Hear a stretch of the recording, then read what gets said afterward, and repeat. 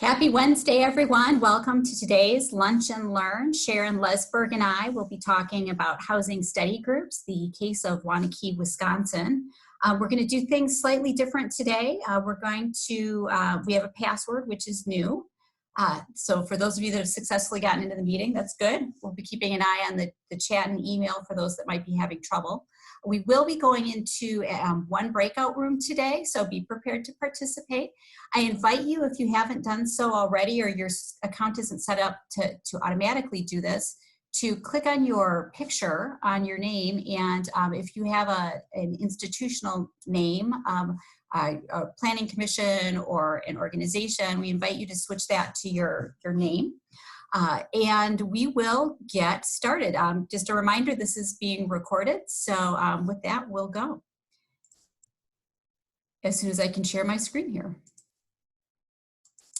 So there we go. So Waunakee, Wisconsin, and housing.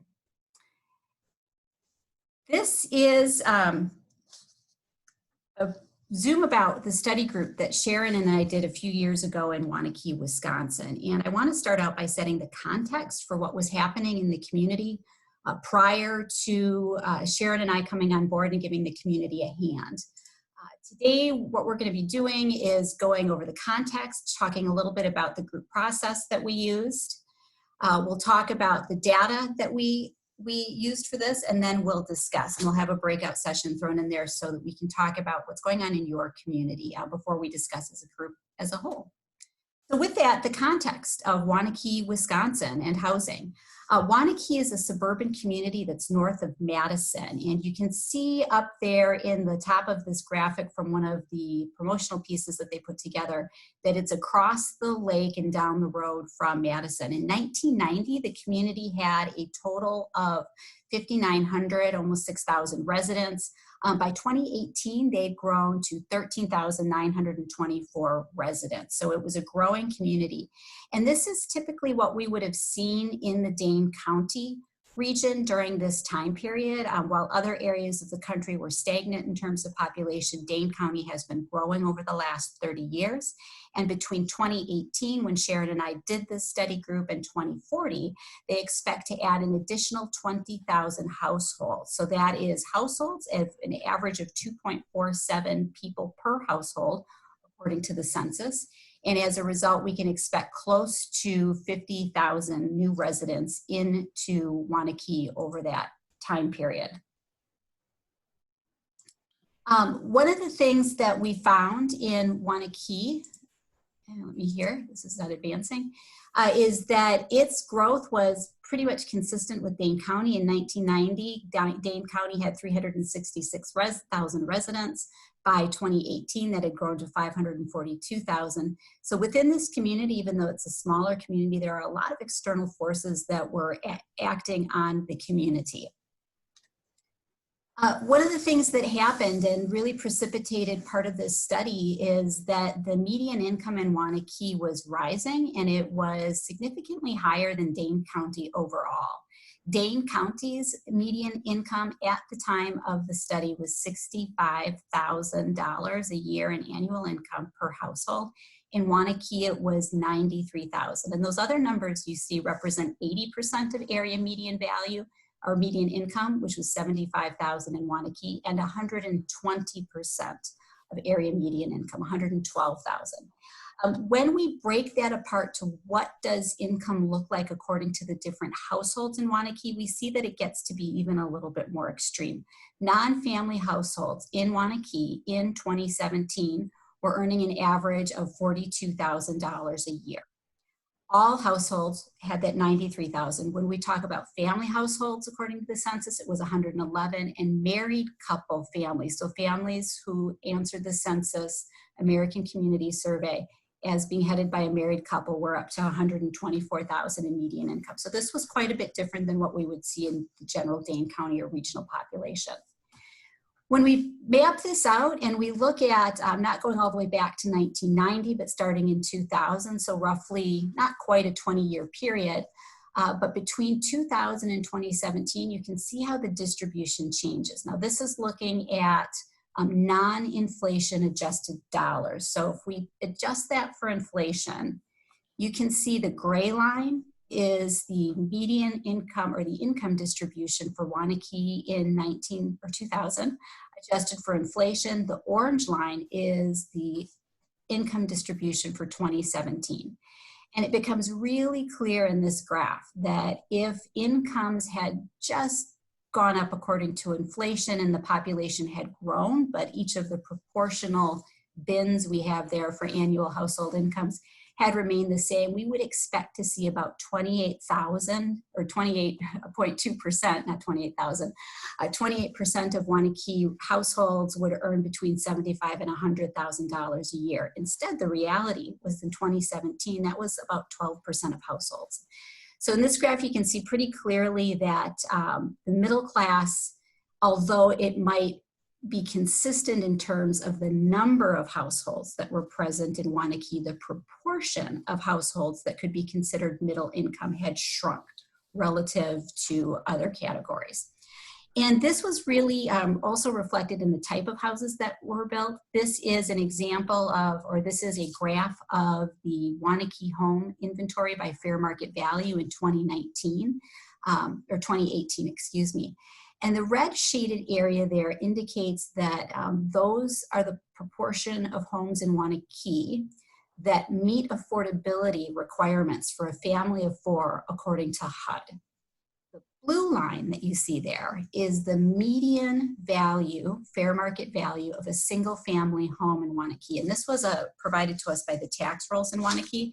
And one thing happened about 6 months after we ended the project, the tax assessor increased values in homes. They came through and reassessed all the homes. So this is even a little bit more extreme than what we see here right now. So all of these things are happening around Waunakee. It's a growing region. Home prices are increasing. The types of homes that were being built over the course of the past 20 decades were changing. And we see a shift in population. And this is a little bit of a preview of some of the work that Sharon and I did. But during the process, when we asked people via a survey what they were concerned about, we did find that people had been reacting to these changes. Homes in Waunakee were becoming too expensive. 56% of respondents from a survey we did agree to that. They were worried that folks that they care about wouldn't be able to return to Waunakee, children who had grown up, had families, or were looking to come back home. So all of this is sort of happening in the context. And with that, I want you to think about what's happening in your communities or the communities that you're thinking of. Sharon, can I turn this over to you for you to explain the breakout?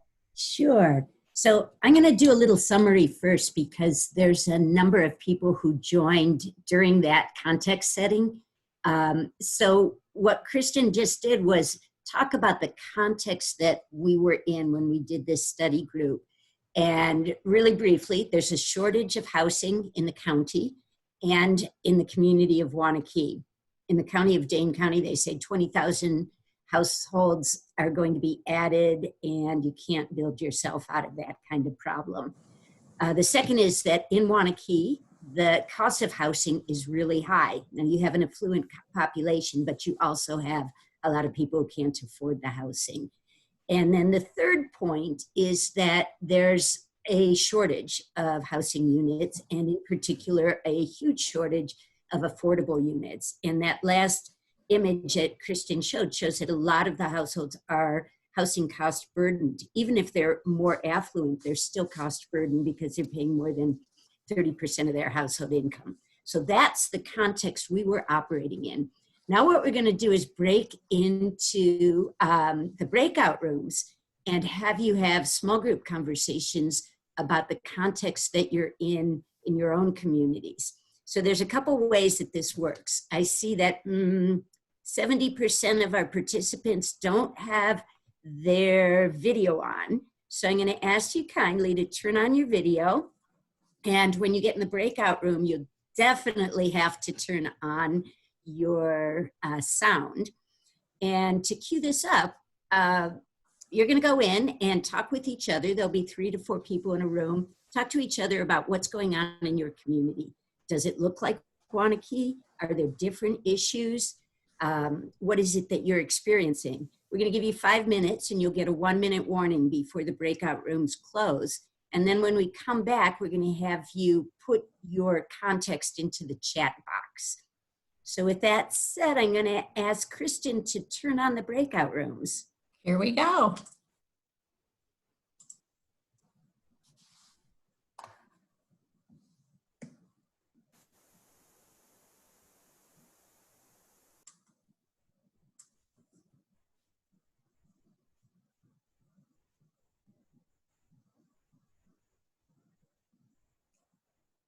Hi, everyone.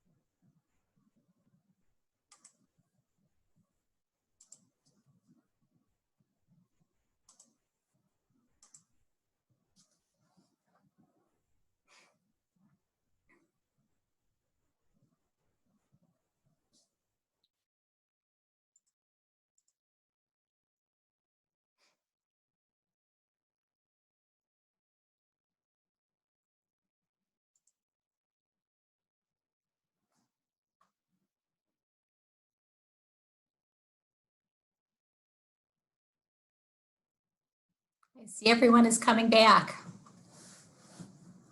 Thanks. See, that was my first time doing breakout rooms from the control side. So hopefully it went well.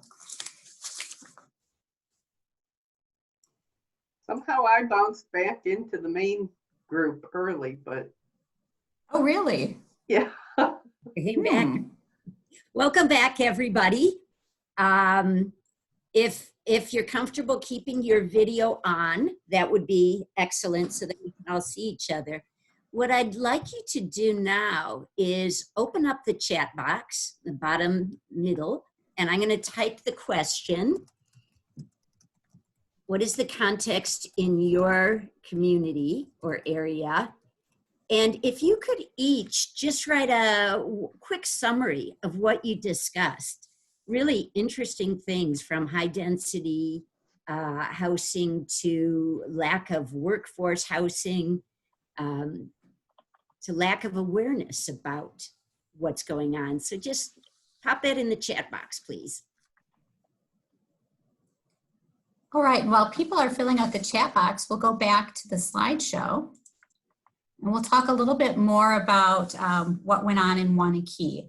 Waunakee, the context has been set that this is a growing area feeling certain pressures, internal and external, from housing. The community, though, had a particular flashpoint that occurred. A proposed luxury apartment complex was proposed in a residential block of Main Street, Waunakee, that would have replaced these buildings. Now, this is the Main Street side of a traditional block that is backed by, on three sides, by residential area. And the homeowners and the building owners in this particular section of the block had agreed to sell their properties to the developer for the proposed development. But the adjacent residents and some of other residents in the community weren't exactly excited about it and began to protest the development. And that occurred over the course of a summer in a series of kind of increasingly contentious public meetings. And as a result, when this was all finalized, or about to be finalized, the village administrator came to me. I happen to know him because I live in Waunakee, and said, is there anything Extension can do to help us address this issue? And this had been proposed at a time when a couple of adjacent blocks of Main Street had also been redeveloped, and some single family homes that were there had also been replaced by mixed-use apartment buildings. What you're seeing right now on the screen in the upper left-hand corner is a section of kind of the traditional old-style downtown that still remains. This is facing west on Main Street. The water tower that you see up in here is actually across the street from the homes that you just saw in the previous slide. And the bottom two pictures are renderings of projects that have at this point been completed in blocks of downtown. And if you're looking at the upper right-hand side picture, those buildings would be in this kind of region right here. So this is a transforming community, a community where some things are happening. And Sharon and I spent some time talking about it. Neither of us do housing studies. This is not in our wheelhouse. So we thought, how could we help this community? And we took a page from a project that she and Bill Ryan had done on study groups, and using study groups to understand how communities are functioning. So with that, let's see here. The goal given to us by the village was that they wanted to put together a representative task force. So with that public controversy in the background, the village board decided that this representative task force would be one that was open to public members. They applied to be on the study group. And they were selected according to a number of different factors. They wanted an age-diverse group, a group in which genders were well represented. They wanted at least one member from each voting ward, a combination of renters and homeowners, people from different sectors of the economy, and a combination of elected officials and lay people. We had as a stretch goal to be a racially and ethnically representative group, but that was quite a challenge. Waunakee is a predominantly Caucasian community, and we weren't really able to meet that goal.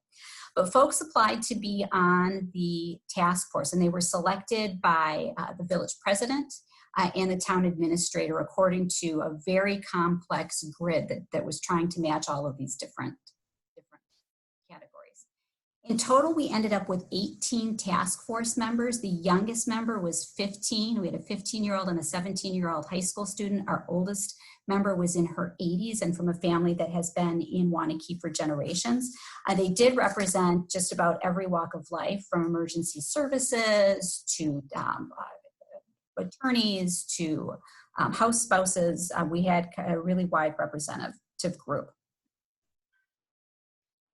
So we were given a very specific task. The village board asked the housing task force to gain a full understanding of the existing housing inventory in Waunakee, and then to identify areas of realistic housing need in which the Waunakee housing marketplace ought to provide a supply, and then to craft some potential policy modifications. So they were really looking towards a marketplace-based solution.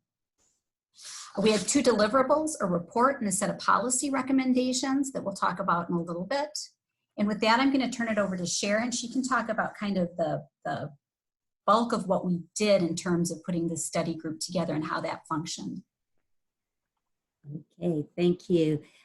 Just as a note, we're going to go back to the comments in the chat box at the end of this, bring those back up and review them as we go into the discussion.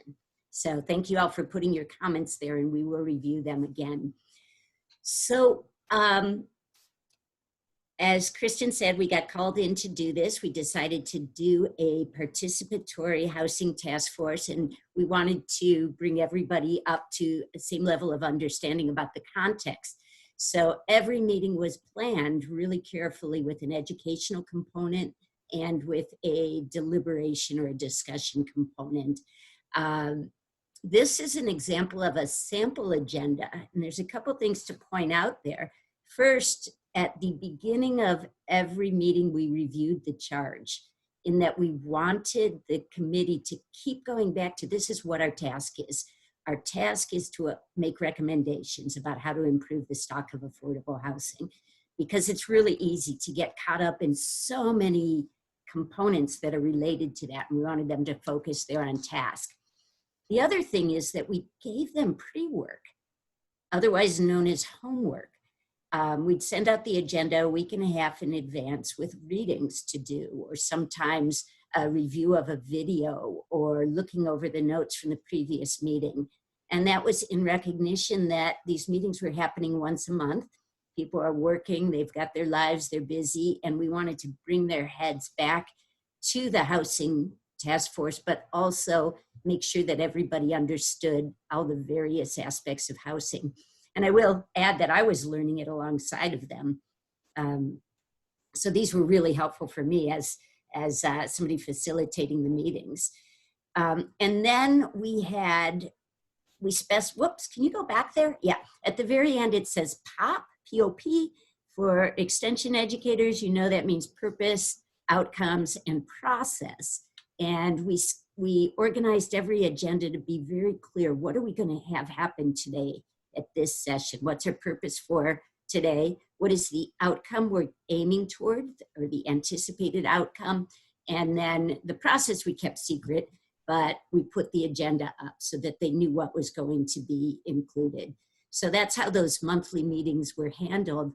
I will say this was a consensus process embedded within a formal Robert's Rules of Order process. So the chair would call the meeting using Robert's Rules of Order, and then change the rulemaking right after calling the meeting so that we could lead it in this way.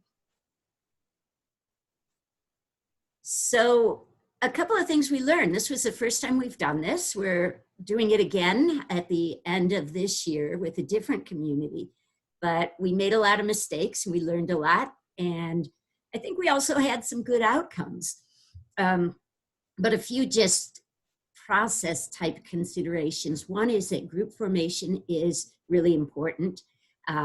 we need to have name badges or placards throughout. I was really shocked. Somebody told me at around meeting 6, I don't know who these people are. I can't remember their names. And I had thought everybody was really good buddies with each other by then. So we didn't do enough of group formation. We did set up communication guidelines at the very first meeting, and we reviewed those at almost every meeting. That was really important, just to keep people understanding what we were aiming for. We did not come up right from the start with a decision-making process, and that would be a recommendation I'd give to the facilitators in the group, is that we did a lot of discussion and a lot of deliberation, but we didn't know how we were going to finally make decisions, and that hung us up at the end. So I would recommend agreeing to a decision-making process as you embark on something like this. We did a lot of presentations. We might have overdone it. So know your group, know what they're trying to do, know their time frame, and then balance the amount of learning that's needed with time for discussion. And then always coming back to the task or the purpose, because housing is related to transportation, to income, to benefits, services, to all sorts of things. And it's very easy to get caught up in different kinds of conversations. So you keep steering the group back to what are we here for? And then the last thing we learned, we did a lot of surveying, and we provided the group with a whole lot of data from various sources. And that, it was wonderful to have that level of data and to be able to look at that and really make decisions based on data. But it was also difficult in that, especially with the survey data, it went into detail on quite a number of components. And we found that that was a bit much for participants to digest. So balancing, how do you have the data that you need with how do you make sure that the group is doing the data analysis? So I'm going to pause for a second. Does anyone have any questions about those process considerations?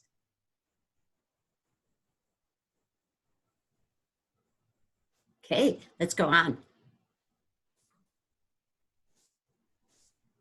And these are just a few images of some of the small group discussions, some of the things we were aiming to do. You can see on the top left, there's some data up on the walls that we had presented from the previous meeting.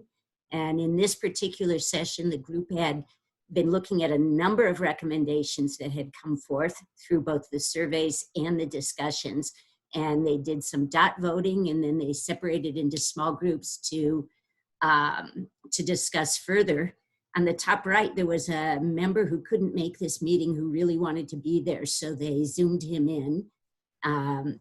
This is before we were all doing Zoom 6 times a day, but these were the kind of conversations that we were trying to facilitate to get everybody involved and thinking about all the issues. And back to you, Kristin. All right, thank you, Sharon. Thank you. So the data that we looked at, in addition to the processes, is the other component of this process. If we're a study group, we've got to study something. And the end result that we were aiming for, in addition to a set of policy recommendations, was a summary report of what this group did. So this is not exactly a housing report, but this is a summary of the data the group looked at, their thoughts on the data, and their recommendations going over. A copy of this, just to jump ahead a little bit, will be uploaded to the website where we're posting all of these videos. It's also available if you go to the Waunakee Village website. There is, in fact, an entire website with all of the videos of every meeting. You can go through the whole process. You can binge watch it over the weekend if you want. We can, in retrospect, when we're looking at the data that we used, we can kind of divide it into 3 broad categories. There was a set of data that was really useful for capacity building, so that all of the members of the task force had a common understanding of the issue that was grounded in statistics, really. The second category of data was data that was really useful in terms of decisions. Now, these obviously aren't exclusive categories, but the second set of data was very useful in arriving at policy recommendations. And then the third category of data was something that was a bit unexpected, but we did have a couple of developers come forward, and they cited both the data for capacity, the decisions, the report that we put together, but the resident survey and the commuter survey in particular as important information that helped them decide whether or not they wanted to participate in the community as builders.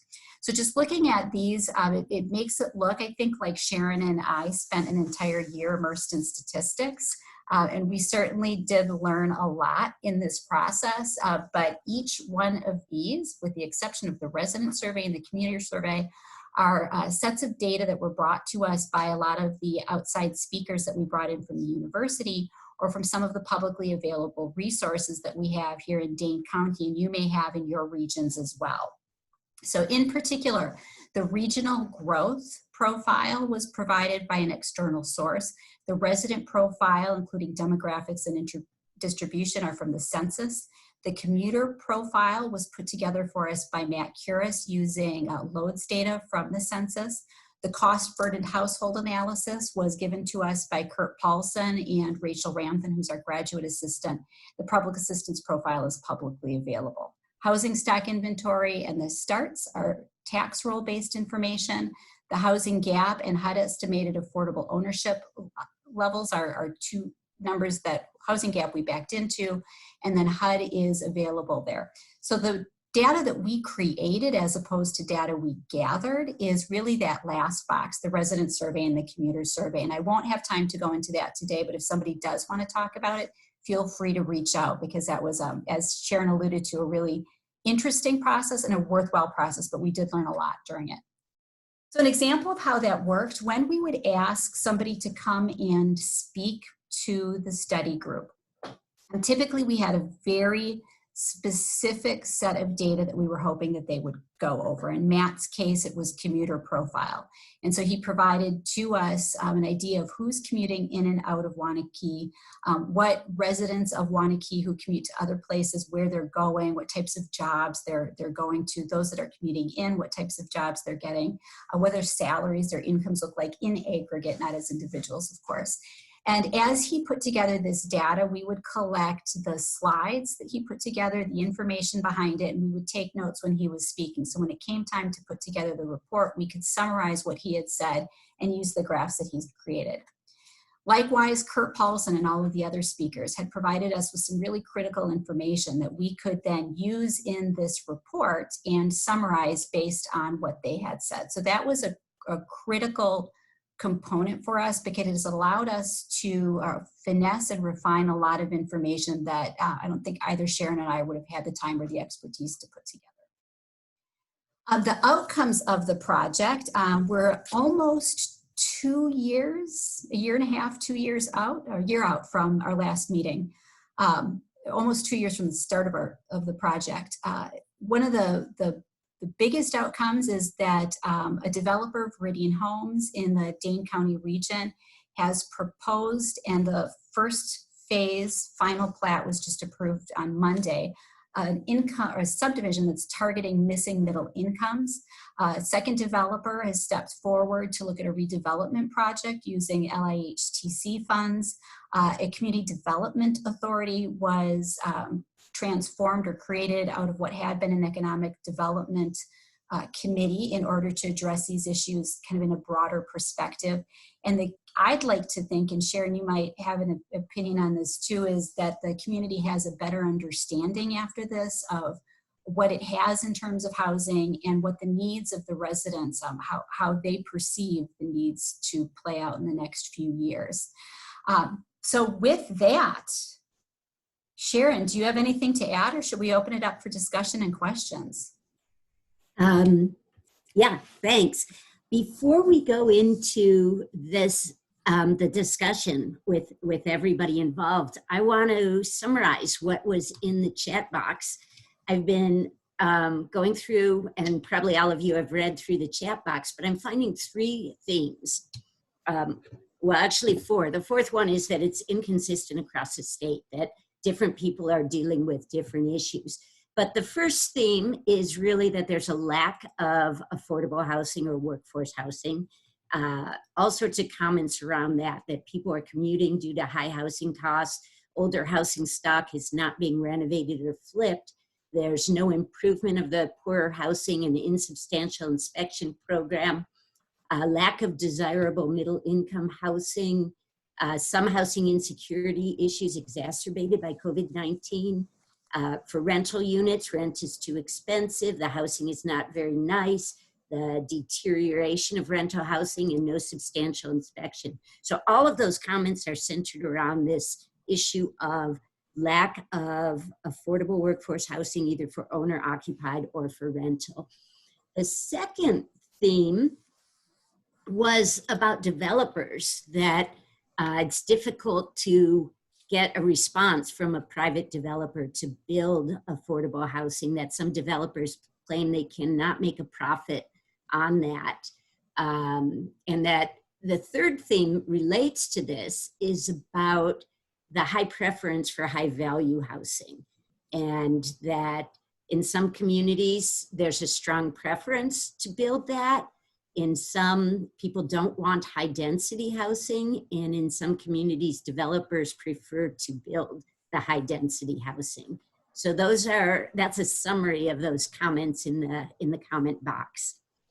So now what we'd like to ask you, given that this is a problem all across the state and for all educators, is how would you envision doing a community engaged, community participatory housing task force? What would you need to make it work? How would your community respond to such a thing? And with that, I'll stop sharing and we'll go back to seeing everyone's faces.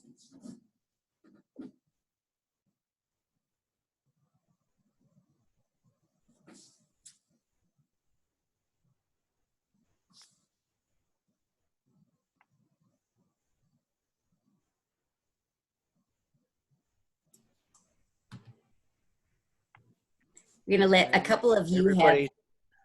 Go ahead, Brian. I was just going to say that's not everybody talking at once here. I'll jump in. You know, in the conversations that I've had with you guys, I haven't actually got to see the process of this task force, so that's been really helpful, just to kind of get a better feel.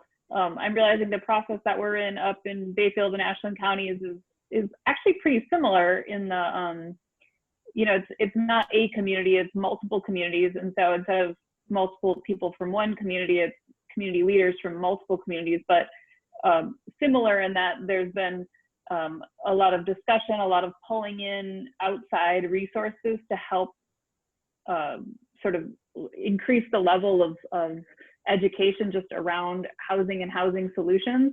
What I'm pulling out today that I really liked was a deeper review of data, and I think that that's the next phase that the group that I've been working with is needing to start crunching some of that, and then we're kind of in that process of survey development. But I really appreciate just seeing kind of the longer process that you guys went through. As I'm looking at it, I'm like, oh yeah, these are some of the things that we've hit too, like how are we making decisions as a group? So just kind of some of the basic pieces of facilitation when you get a new group together that isn't totally clear how they're going to work together yet, but have been working together for more than a year. So I appreciate that too, as some of the sort of things that seem obvious, but that haven't been thus far. One question I did have too specifically was about the data that you talked about with Kurt Paulson. Did he do research for you on that area, or is that just data that he had access to? Was that Alice data, or what did he present exactly? Because that looks like a great next step. Yeah, so cost burdened households, he did have some data for Dane County. And we actually used this as an excuse to have Rachel Ramthen, who is one of our graduate research assistants, learn how to do that analysis. So she did the specific Waunakee analysis. So he does have that for some counties. It is a process that's, I don't want to say it's easy to learn because I didn't look over Rachel's shoulder as she did it. So, but she was able to tackle it pretty effectively. So we might, if you need it, she doesn't graduate until May. We might be able to churn it out. Let me know. It's a pretty straightforward process to put it together. And that data, I will add specifically, is from HUD's Comprehensive Housing Affordability Strategy, CHAS for short, CHAS. On a face level, they have a really basic query tool on their website that leads to those cost burden analyses. For more complex data, they do have it available. It's custom tabulations of census data. For more complex analyses, it's a little more in depth with downloading their full data set and then sorting through and analyzing each of those individually. But they do break it down in some very unique ways by counties and by municipality. Do they do any breakdown into tribal communities, tribal reservations? That's a good question. It usually is. Without a great answer. Yeah. Yeah. Did you find that the pre-work that you asked people to do was effective? Did they actually do the work, or were there different types of pre-work that they seemed to dig into more than others? They took it really seriously. At one of our first meetings, we were a little bit delayed in getting, I think it was our second or third meeting, we were a little bit delayed in getting the pre-work out, and they only had 4 days to do it. And we got the very quick feedback that they needed more time than that, because if we asked them to do something, they did everything that we asked. I think part of that might have to do with the fact that they had to apply to be on, so nobody was recruited. So they wanted to be there was part of it. And then second, the summer before this was launched is when this development was proposed. And there was so much discussion in the newspaper and community websites about it, that the people that were on the task force, I think, were really interested in representing their community well and doing a good job for them. That's cool. Yeah, it was very cool to see. The one piece where it might have been difficult was reviewing all the survey data. Yeah. But they did do it. It was very impressive and heartening how much people were taking this seriously. Mm-hmm. I wanted to reflect on the comment Kelly made about the facilitation, is in that, yeah, we're using our box of tools from facilitation with doing this. And I was surprised at how certain things didn't come along as easily as I thought they would. In cohesion and group formation of people talking to one another. It turned out there were some, like the elephant in the room, some underlying issues going on that I was not aware of. And I think Kristin had a sense of some of these things going on that I'll give you an example of. That this was such a hot button issue. And you can imagine a community that's in conflict where some people have a negative perception of what it means to bring in workforce housing. Or some people just automatically assume that talking about workforce housing means really high density housing. It doesn't need to, so there's perceptions. So they had in the background a Facebook group that was monitoring everything that was going on. And some of the individuals in the room were hesitant to speak out because everything was being videotaped and open to the whole community to watch. And this was something that I had never experienced before and just wasn't ready for.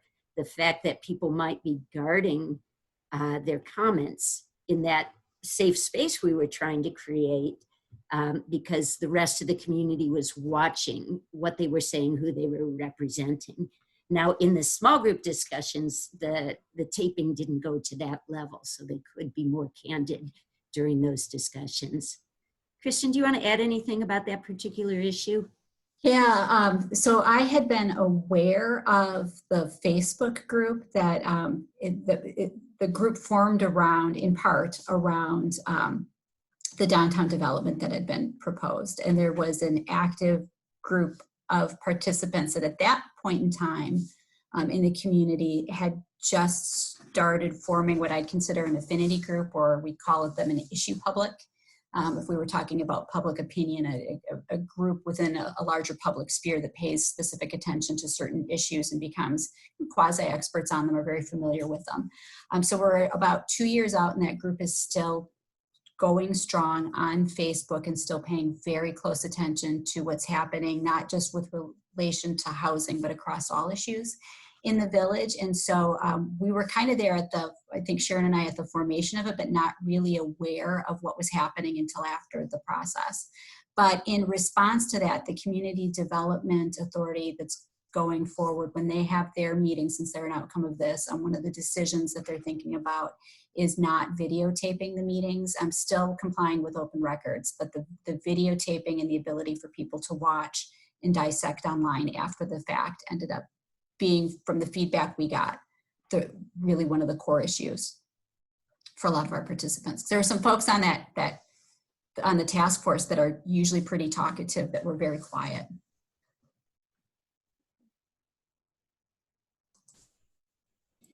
What other comments or Nathan experiences? has a comment in the chat box. I hope to engage community planners in an initial discussion about how our current housing stock came to be what it is today. Nathan, can you talk a little bit about that?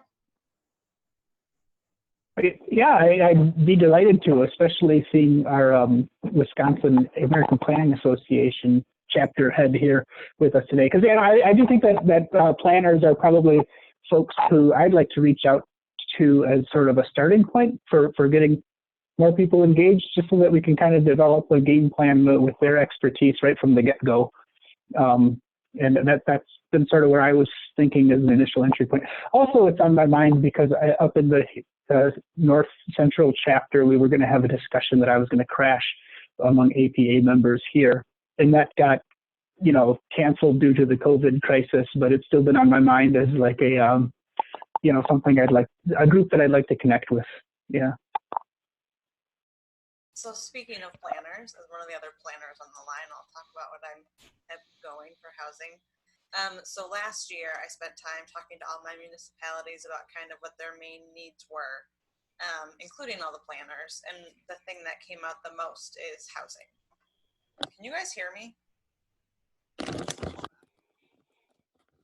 Yeah, it's just light. Now can you hear me? Okay. Sorry, apparently it was coming through here. Okay. So sorry about that. I had conversations last year with all my municipalities, including all the planners, which is my tie-in to Nate's comment, also as a planner myself. And housing was one of the big things that came up. And so my plan of work, if I ever get back to my plan of work, well, we'll see what happens, is hosting some conversations throughout my county about housing. So what I've been working on is gathering up all the data that I can. Thanks to Matt and Deller for helping me with some of that. We also just updated our homeless prevention data report last year. So really helping people understand not just what does housing look like in Waunakee County, but what do we as a county population look like? Because there's a lot of, I'm the one who talked about high value housing in some of my communities, but then I have other communities that are open to just about anything. So just really trying to kind of level set people on like, what do we have now and what do we need to serve our population? And from that, hoping to create a coalition. I know that I really don't have one community that is super excited and like ready to charge forward to really work on housing, but I have pockets throughout my county that are. From my nonprofit sector and from some of the communities. So I'm hoping to kind of bring them all together and see where we go from there. So this has been great to kind of see what you guys did and how I might be able to use some of that. This is Brian. I have to apologize. I'm going to have to move on. I have another event going on here at 1, but I just want to make a comment that this is something that we started working on this summer and into this last winter, and just when this event occurred. So I've been working diligently with our tribal planning department on this initiative, and so we'll probably get this up and running again once we get some of these other emergency management scenarios taken care of. But it was an interesting discussion. So I'm going to take some of this away with me to kind of see what we can use some of these techniques. So thank you. Thanks, Brian. Yeah.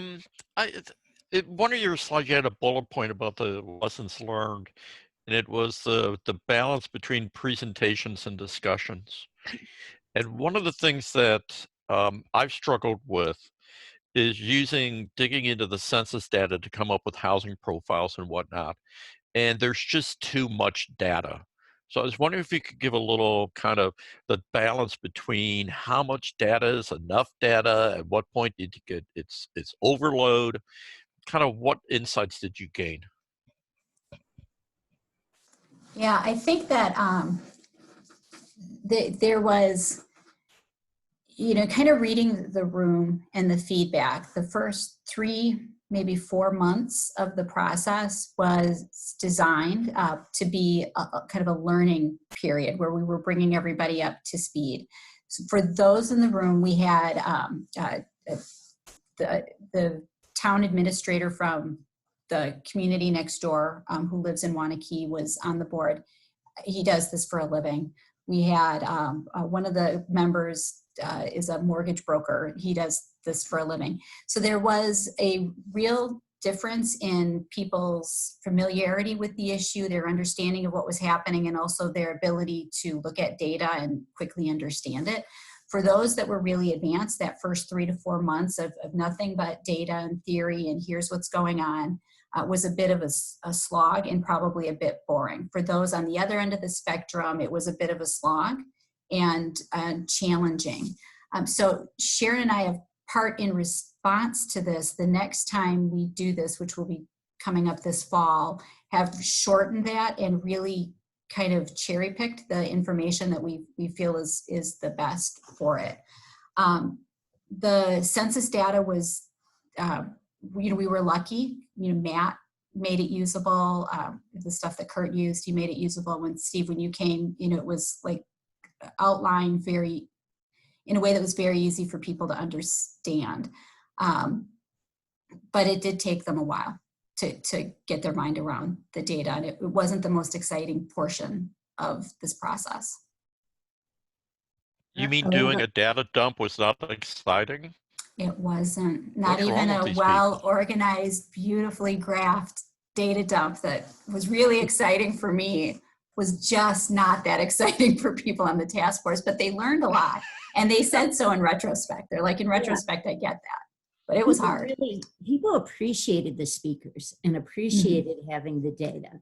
But then we were also hearing, let's get down to the discussions. Let's get down and address what the critical issues are. And that has to do more with what can this community sustain? What will the members of the community accept? What are the options? What are the barriers?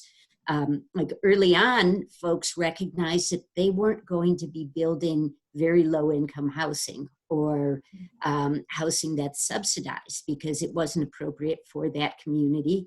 There would be a lot of barriers for people coming into that community. And so it was all about having enough data to have informed conversations. And I think, Steve, that is going to be different for every community. And you can give people the data in advance in the videos or the presentations, and some will look at it and some won't. I think when you look at the decisions that they did make, though, they are grounded in that data. So although it might have been initially difficult, they did keep coming back to the numbers again and again and again when they made their recommendations. Yeah. And I'm sorry, I cut somebody else off by accident. No, I was just going to say we were joined late in the program by Jason. Jason, I was just wondering if you want to introduce yourself. Sure. So technically, I'm now the past president of APA Wisconsin, but that's a that's a real role on the board. So continue to be involved with APA, and also a consultant with MSA Professional Services. So work with Kristin in Waunakee, serve as the consultant planner on an ongoing basis with the village. Just kind of responding to some of what you guys have been talking about and what the themes are across the state. Both from firsthand knowledge and from hearing from and talking to planners. Housing, I would argue, is the top issue that planners are dealing with. If you had to pick an issue and say which one is the biggest issue, it's housing. The challenges do vary community to community, but figuring out how to fill in the gaps that the private sector is unwilling to fill in is, one way or another, is a challenge, especially that missing middle. And it's missing because it's not as profitable. So smaller attached unit housing is just harder to do, and fewer developers have experience with it, and it's harder to get the lending for it. And so you see a lot of, a large number of unit, multifamily, multi-unit housing going up all over the state. That's pretty easy to get, but the gap is between that and single unit detached, single family. I'm seeing more and more developers starting to figure that out, and communities starting to ask for that explicitly. And I think Waunakee is one of those. But it's definitely been a challenge. And you see residents pushing back, not so much because they want small scale attached unit housing, but because they don't want the large scale projects. And it's usually very strongly a NIMBY thing. It's frequently lack of information and some assumptions about who's renting those apartments. But I think we're making progress on changing the narrative a bit, and starting to help communities understand that it's not so much about how many units are in a complex, or what the balance is between rental housing and ownership housing, or attached unit housing and single family detached, but about how you design neighborhoods and how you manage design at a site level, between that new project that's going up that seems big and too big for our community, and other nearby development. And so kind of navigating, I think planners are challenged by that, to figure out how to navigate that, how to encourage what most planners know to be good development at a community scale, and figuring out how to make it work well enough and navigate the sort of the politics and the NIMBY pushback at the block, at the site and block level. So I mean, you guys in Waunakee obviously dealt with that, because it was a grassroots NIMBY group that was reacting to an oversized project, and was the heat behind that project.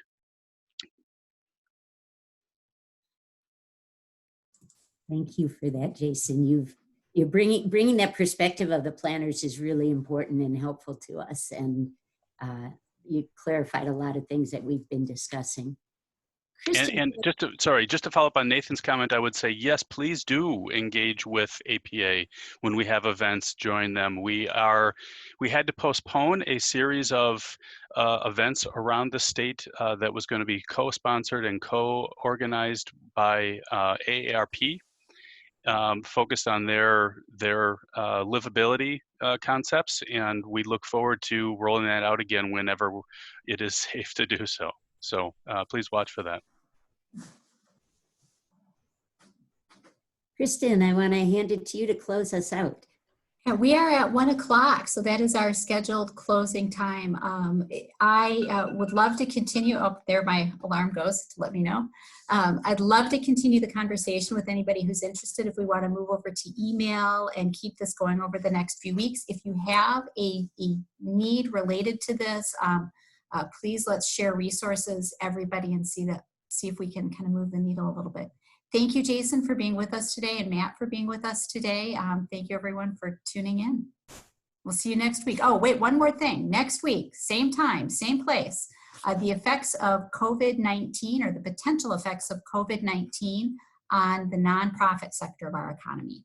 So join us next week for that. And thank you for coming today. Thanks all. Thanks, everyone. Thank you all.